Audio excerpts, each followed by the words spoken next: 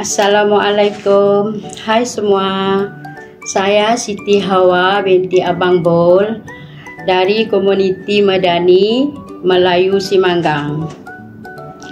Ai, cukai baru lagi? Stop. Dengar dulu. Ini bukan cukai baru. Tapi semakkan semula cukai jualan dan perluasan skop cukai perkhidmatan mulai 1 Julai tahun 2025. Habis semua harga naik ke? Tak juga. Yang dikenakan cuma barang mewah dan perkhidmatan bukan asas. Barang harian macam mana?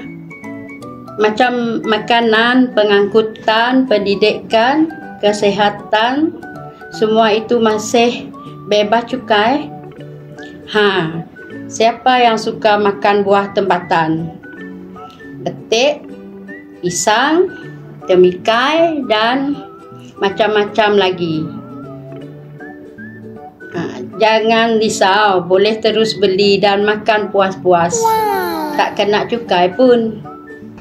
Sebenarnya, langkah ini untuk kebaikan bersama.